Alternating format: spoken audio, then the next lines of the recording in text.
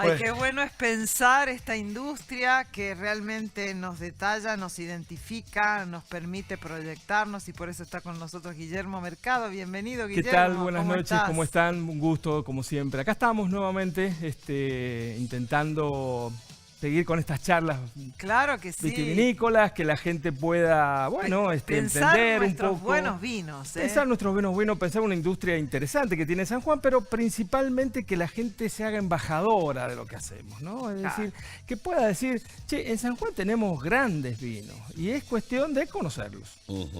Y una vez que se conoce ya se empieza un poco como a querer esta industria. Así que bueno, acá estamos nuevamente. Bueno, hoy hacemos la segunda parte de la historia del corcho, que charlamos la semana pasada. Dijimos que Dom Periñón había sido el gran inventor de unir la botella de vidrio, el vino y el corcho. Y de ahí en más, bueno, arranca la industria del corcho de una manera muy eficiente hasta la actualidad.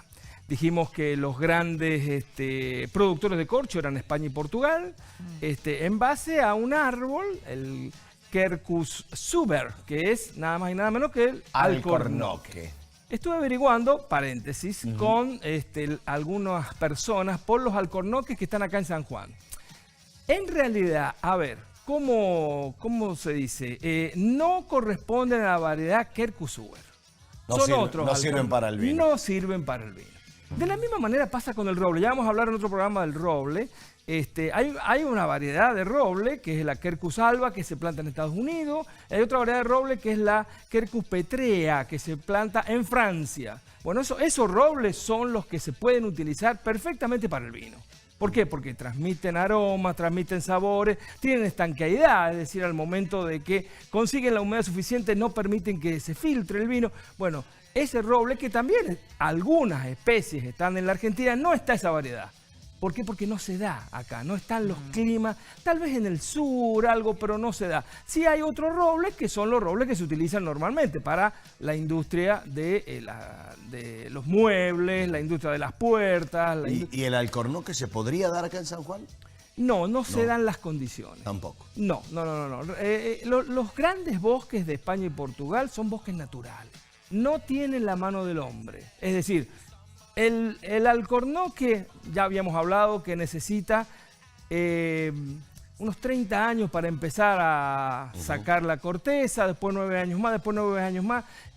Pero su vida útil es de 150 a 250 los más longevos, 250 años. Y claro, y además deben ser bosques naturales porque ningún empresario se pondría a hacer un bosque, claro, porque va a tener que esperar 200 años o más de 200 años. De todas maneras, hay empresas y tienen grandes bosques, pero son naturales. A ver, ¿en qué sentido? Que en la zona donde están, con la humedad propia, porque están en el clima muy cercano al Mediterráneo, entonces los vientos, la lluvia, la humedad que reciben del Mediterráneo hacen que ellos tengan una humedad suficiente permanente todo el año, que acá en San Juan sería casi imposible. Acá tenemos un clima semidesértico. Claro. ¿Se dan algunos alcornoques? Sí, pero no de esa especie ni de esa variedad. Bien, cerramos paréntesis. Cerramos el paréntesis. Bien, continuamos. Dijimos que estaban los corchos naturales, los tapones naturales y los tapones aglomerados. Los tapones naturales son aquellos que, hay unas fotos por ahí, se obtienen directamente, ¿no es cierto? Luego de la tercera saca, que se llama, la tercera vez que se saca la corteza, se obtiene el corcho que llega acá a la Argentina. ¿Cuál es el tamaño del corcho? El tamaño habla mucho del tipo de vino. Mientras más grande sea el corcho, más posibilidades tenemos de tener un vino, más reserva y más tiempo puede durar en la botella. El tamaño va de unos 4 centímetros a 5 centímetros y medio y 6 centímetros los más grandes. 6 centímetros, este es el más chico. 4 centímetros. 4 centímetros. De ahí hasta 6 centímetros puede tener un corcho. ¿Cuál es la idea de esto? La custodia. Es decir, mientras más grande es el corcho, más posibilidades tenemos de una guarda más eficiente. Una guarda de más tiempo. Recuerden que habíamos hablado también que el corcho puede casi hasta 30 años. Los que hacen corcho dicen lo podemos utilizar perfectamente. Según de acuerdo a las condiciones. Bien. Y el otro gran corcho que ha aparecido hace muy poco son 20 años, 25 años, es este tipo de corcho. Este es un aglomerado. este corcho tiene mayor perfección que este corcho. ¿Por qué? Porque el aglomerado ¿no es cierto? Una vez que se saca del árbol, pasa por una criba, se cortan pequeños pedacitos, se agrega un pequeño aglomerado sanitario, que lo hace perfectamente forma de corcho. Hay una cuestión que es interesante y hay que destacar. El vidrio en el mundo tiene deformaciones. Es decir, no es perfecto. Si ustedes ven algunas botellas, después pueden observarlas, tienen algunas costuras. Esas costuras muchas veces también van hacia adentro de la botella, del pico de la botella. Entonces, ¿qué hace el corcho que no hace otro tipo de tapones? Se amolda a la estructura. ¿Por qué? Porque tiene elasticidad. Es un corcho y es elástico. mejor el aglomerado para eso. En eso es mejor el aglomerado. En eso es mejor. Se ha comprobado que el aglomerado. Nosotros hemos tenido la posibilidad de hacer ensayos donde trabajaba el mismo vino con distintos corchos, incluso con tapa rosca. Tenerlo 2, 3, 4 años, ponerlo a condiciones extremas, frío, calor, temperatura, todo, y el aglomerado estuvo en primer lugar. Muy bien.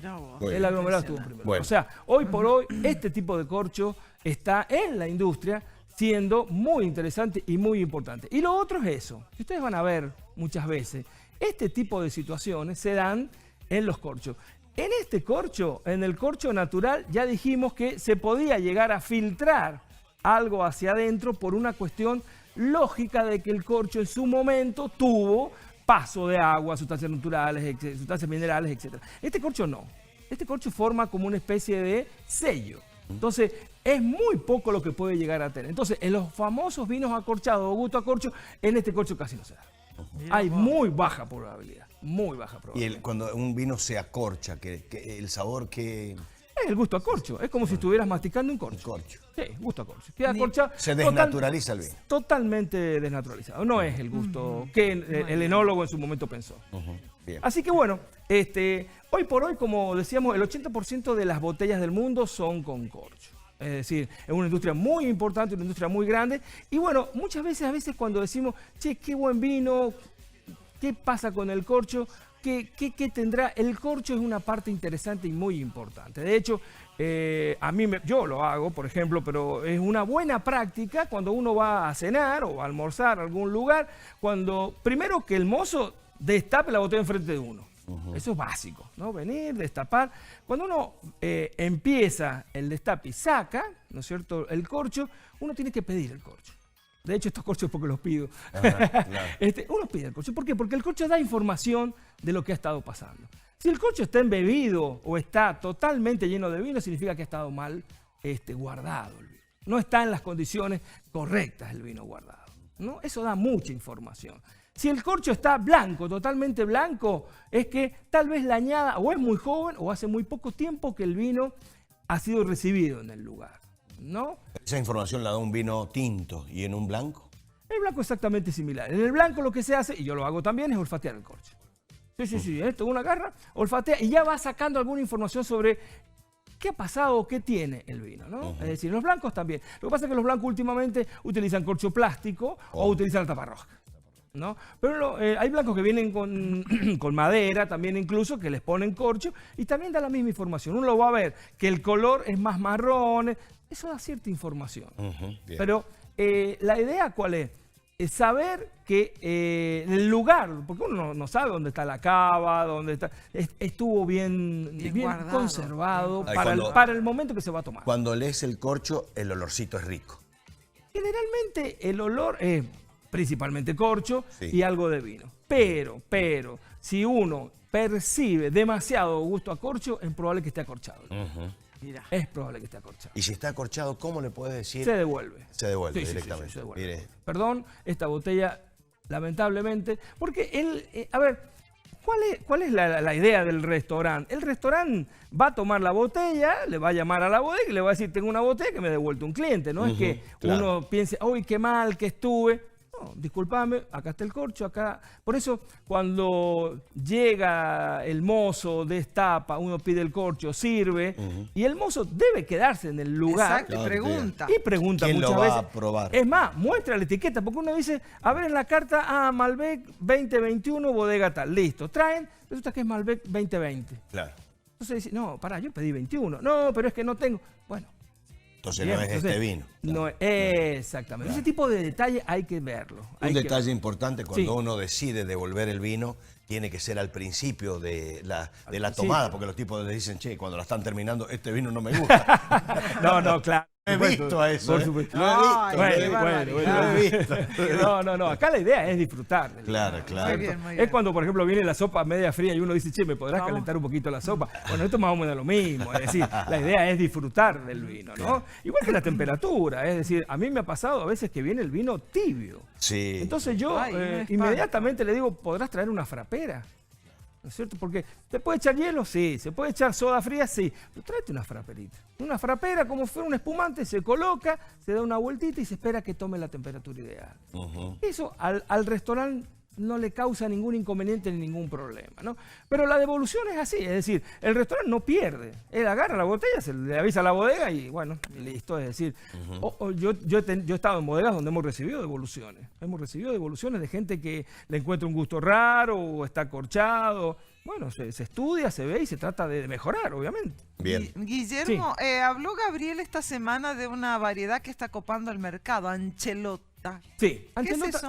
Anchelota es una variedad que es del norte de Italia, Emilia Romagna se llama la zona donde está, y vino en realidad por podríamos decir, una necesidad. A ver, hacia el año 2000 aproximadamente, los vinos tintos tenían una cantidad de color, de puntos de color bastante baja. Entonces el INB, que regula, saca una resolución por el cual daba, a través de un análisis de espectrofotometría que se llama, un equipo, la cantidad de puntos de color que tenía que tener un vino tinto para que sea vino tinto y no sea rosado. Esa cantidad de puntos estuvo cerca de los 500. 500 puntos de color tiene que tener un vino tinto para ser vino tinto. Bien, cuando se entra en el mercado a ver, muchos de los vinos no llegaban a ese punto. Entonces, ¿qué se empezó a buscar? Se empezó a buscar las denominadas variedades tintoreras. Una cosa es la variedad tinta, que nosotros conocemos, Malbec, Cabernet, Syrah, etcétera, etcétera. Y otra cosa son las variedades tintoreras. ¿Cuáles son las tintoreras? Aquellas que tienen mucho color, no solo, creo que algo habíamos hablado de que el color se encuentra alojado, los polifenoles, los antocianos, que son los principales responsables del color, se encuentran alojados en la cutícula, se encuentran alojados en el ollejo. Bueno, estas variedades tienen en el ollejo y en la pulpa. Entonces lo hacen excesivamente de color, de mucho color. Hay una foto por ahí donde sale un grano partido donde se ve todo coloreado.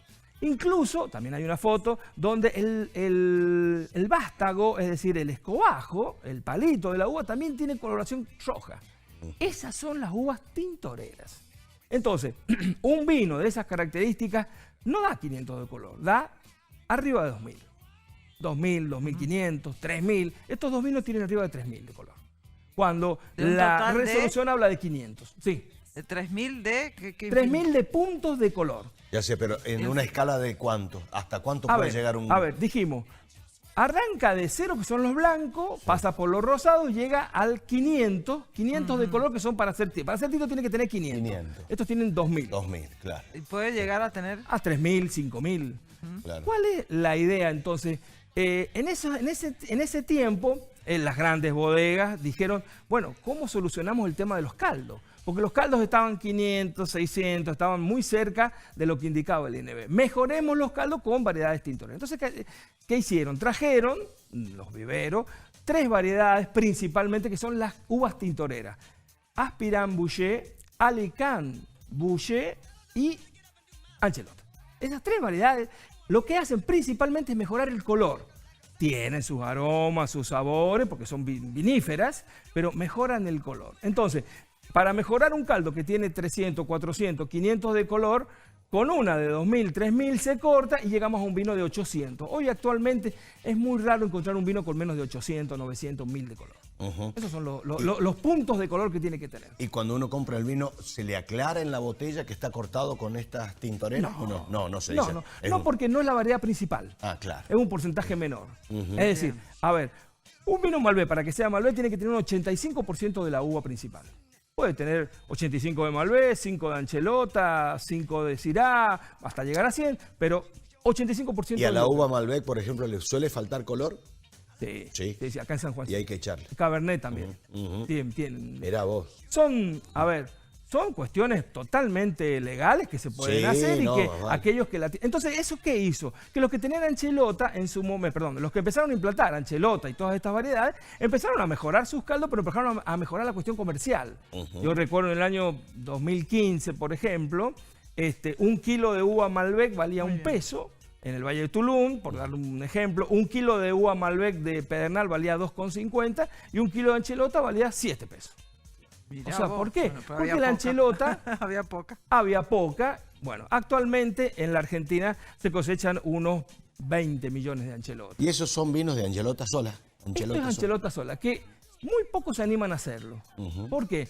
Son vinos astringentes, son vinos que tienen, aparte de mucho color, mucha presencia en la boca, son vinos agresivos. Entonces, no es fácil domarlo. Acá he traído 2 ejemplares, uno de Mendoza y otro de San Juan, que los que entiendo son los mejores anchelotas que he probado. Bien. ¿No? ¿Y qué precio tienen más o menos? 1800. 1800. Los precios que nos encantan. 1800, por eso se lo recomiendo. Le hago un 3 dedos. La otra vez me dio el resultado el 3 dedos. Bueno, 1800. Bien. Y este vale 4000. Porque 4.000. esto ya es Valle de Uco. El de Mendoza. El de Mendoza, sí. 4.000, Esos son impresionante. los precios, ¿no? Vamos cerrando, Guillermo. la frase. La frase. La frase. La Bueno, frase. hemos traído un cantante, Joan Manuel Serrat. A ver qué mira. dice el Joan nano. Manuel Serrat decía, la música y el vino se caracterizan por su capacidad de conmover. Sí, ¿Qué? Joan Manuel ¿Qué? Joan Serrat. Manuel lo dice.